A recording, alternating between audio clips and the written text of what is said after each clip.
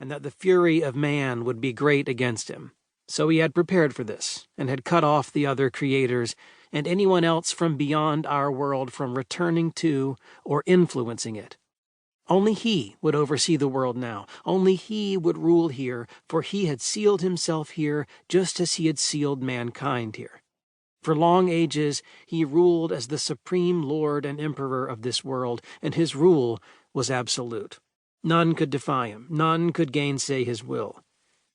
But then, slowly over the ages, he too grew bored with overseeing everything, with having no challenges, and eventually, little by little, he withdrew from the world and simply set it to continue on without him as he left it to its own devices.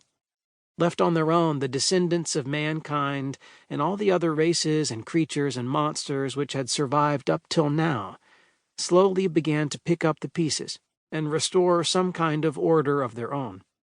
Long years, decades, and then centuries went by, until all of this was lost to history, becoming less than an old legend among the descendants. Almost no one now knew of the history and reality of their world. This was their world and all they knew. This is one of their stories. Chapter 1. Today is the big day, I think, as I wake up and stretch. My feet poke out from under my blanket in the hayloft above the stable at the inn, where me and my mom, Meredith, work and live. I am excited and somewhat nervous as I think about today, as I climb down the ladder. Mom and I had scrimped and saved for the last 4 seasons so we'd have enough money to get me tested properly, and then try to summon a familiar and unlock my potential to be a summoner. Now, if all went well, I would finally get the chance to make something more of myself than just working as a stable boy at a roadside inn, down the Emperor's Great Northern Highway for the rest of my life. Maybe I could even make enough to get my mom and me our own little cottage someday.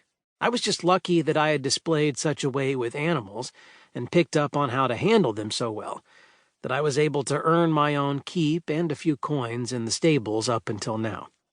If I became a summoner, I could make enough money that we could find some place for ourselves where she wouldn't have to wait tables and serve the men who passed through here at the Wild Boar Inn anymore. She was still a looker, but the years were beginning to add up, and one day she might lose her place here, when and if the menfolk stopped fancying her company. I was determined we would already be well set before that happened, and old Ben, the owner of the tavern, had to think about replacing her with a younger wench. Ben was a decent enough man most of the time, but he was also very thrifty and practical, and ran his tavern first and foremost as a business. Putting aside thoughts about our relatively low position in life here and in the nearby village, I focused instead on the hope that today that might well change. After all, relatively few people here had the potential to become a magic wielder of any sort, let alone to even become a summoner and call forth a familiar from the lands of mist. A summoner was one of the myriad of mystical paths magic might take in the shaping of a human mage. They channeled and amplified their mana and spellcraft through the mystical bodies of their chosen familiars, who helped stabilize their magics and gave their spells form. In turn, the mage's own mana bolstered the beast's own innate magics, and greatly increased the growth potential of their beast core.